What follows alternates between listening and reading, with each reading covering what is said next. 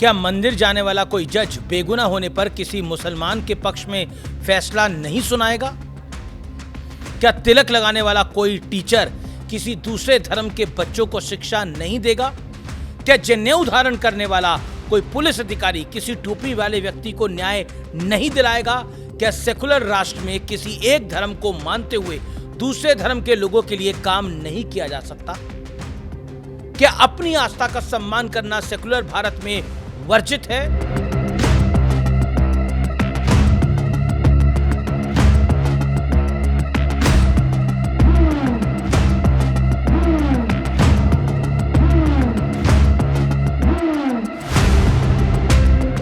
नमस्कार व्यूअर्स, मैं हूं अमीश देवगन और सत्य और तथ्य में आज बात होगी सेकुलरिज्म के दोहरे चश्मे की।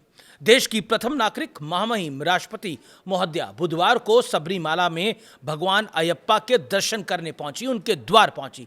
काले कपड़ों में राष्ट्रपति द्रौपदी मुर्मू ने सिर पर इरुमुदी रखी हुई थी।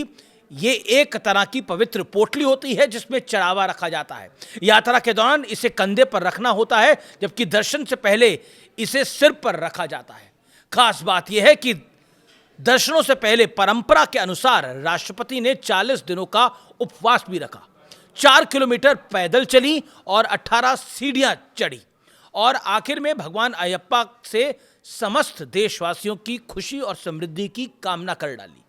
यानी भारत की राष्ट्रपति ने भगवान अयप्पा से देश के 140 करोड़ लोगों की खुशहाली मांगी।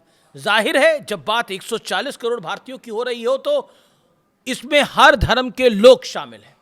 लेकिन क्या राष्ट्रपति ने ऐसा करके संविधान के किसी आदेश का उल्लंघन किया? जवाब है नहीं।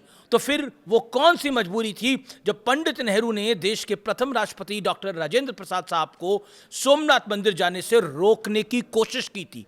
हां, कांग्रेस के प्रधानमंत्री, देश के प्रधानमंत्री, कांग्रेस के वरिष्ठतम नेता पंडित नेहरू ने रोकने की कोशिश की थी सोमनाथ मंदिर जाने के लिए।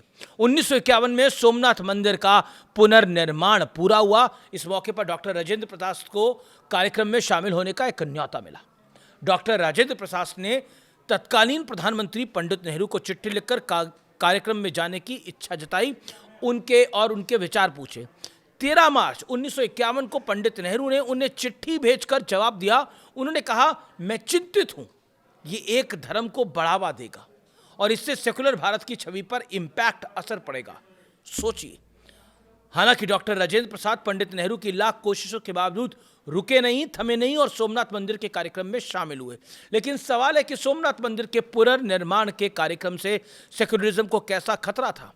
सेकुलरिज्म आखिर है क्या? दरअसल इसका मतलब यह है कि भारत के सभी नागरिक संविधान की नजरों में एक समान है। ना कोई छोटा, ना कोई बड़ा, ना कोई अमीर, ना कोई गरीब, ना हिंदू, ना मुसलमान, सिर्फ सिटीजन्स ऑफ इंडिया। यानी सेकुलर देश में धर्म, जात, क्षेत्र, रंग, भाषा के आधार पर कोई भेदभाव हो ही नहीं सकता है। बीते 11 सालों में जितने जनधन खाते खोले गए हैं, क्या वो किसी एक धर्म के लोगों के लिए थे? नहीं। जितने गैस सिलेंडर बांटे गए हैं, क्या वो किसी एक धर्म के लोगों के लिए थे? नहीं। 80 करोड़ लोगों को राशन दिया जा रहा है, क्या वो किसी एक धर्म के लोगों के लिए है? जवाब है नहीं। 5 लाख का हेल्थ बीमा startup India, make in India, मुद्रा योजना, किसान सम्मान निधि, इनमें से किसी भी योजना में भेदभाव या धर्म के आधार पर कुछ आधारित है? और इन सभी योजनाओं को नरेंद्र मोदी ने शुरू किया है? जवाब है नहीं। डॉक्टर राजेंद्र प्रसाद की तरह वर्तमान प्रधानमंत्री नरेंद्र मोदी को भी राम मंदिर से जोड़ने के लिए खूब क्रिटिसाइज किया गया था। याद है ना आपको? क्या नरेंद्र मोदी को अपनी आस्था का पालन करने का अधिकार, हक नहीं है? क्या राम मंदिर जाने की वजह से उन्होंने किसी की भावनाओं को ठेस पहुंचाई? क्योंकि राम मंदिर तो सुप्रीम कोर्ट के आदेश के बाद बना है। यानी मर्यादा पुरुषोत्तम राम का मंदिर पूरी मर्यादा के साथ बना है। क्या राम मंदिर जाने के बाद या उससे पहले नरेंद्र मोदी या उनकी सरकार के किसी फैसले में भेदभाव के सबूत मिलते हैं? जवाब है नहीं। अगर इन सारे सवालों का जवाब नहीं में है तो फिर सोचिए देश पर कौन सा सेकुलरिज्म थोपा जाता रहा है बीते दशकों से। क्या देश के मुसलमान नेता, सांसद और विधायक बनने के बाद हज करना छोड़ देते हैं? क्या देश के ईसाई नेता, सांसद और विधायक बनने के बाद चर्च जाना छोड़ देते हैं, कैंडल जलाना छोड़ देते हैं? क्या देश के सिख नेता, सांसद और विधायक बनने के बाद गुरुद्वारे में जाना छोड़ देते हैं? ये तमाम बंदिशें सिर्फ हिंदू नेताओं पर क्यों लगाई जाती हैं? सोमनाथ जाने वाले डॉक्टर राजेंद्र प्रसाद को सेक्युलरिज्म का पाठ क्यों पढ़ाया पंडित नेहरू ने, और पंडित नेहरू के तर्कों का आधार क्या था? सोमनाथ मंदिर को 17 बार लूटा और तोड़ा गया। महमूद गजनी से लेकर औरंगजेब तक सब के सब लुटेरे थे, आक्रमणकारी थे। राम मंदिर का विध्वंस करने वाला बाबर का खासम खास था। इस वहां के ढांचे को उसे बाबरी कहा जाता था। क्या मंदिरों में ना जाने की नसीहत के पीछे इन आक्रमणकारियों के नाम हैं? क्या देश के मुसलमानों को इन आक्रमणकारियों के साथ जोड़ने का प्रयास होता है? क्या सारी लड़ाई वोट बैंक की है? क्या तुष्टीकरण की नींव देश के बंटवारे के साथ ही डल गई थी? देश की सबसे बड़ी अल्पसंख्यक आबादी को बार बार उनका अल्पसंख्यक होना याद दिलाया जाता रहा, ताकि उनके मन में हमेशा एक डर रहे। उसी डर को वोट बैंक कहा जाता है। दर्शकों, आज के सत्य और तथ्य में मेरा आपके साथ करीब करीब पूरा संवाद प्रश्नवाचक अंदाज में था, लेकिन आयरनी यह है कि प्रश्नवाचक संवाद होने के बावजूद जवाब खुद ब खुद सबके दिलो दिमाग में कौंध रहे होंगे। जो समझना चाहेगा वो समझ जाएगा, और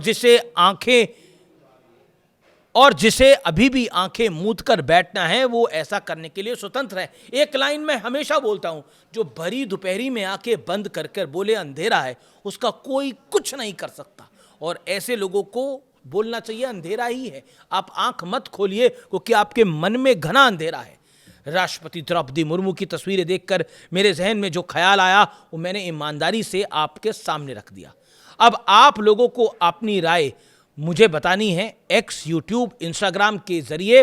अब अपनी राय मुझे जरूर बताइएगा और मैं आपकी बातों का रिस्पॉन्ड करूंगा। इतना ही, नमस्कार, धन्यवाद।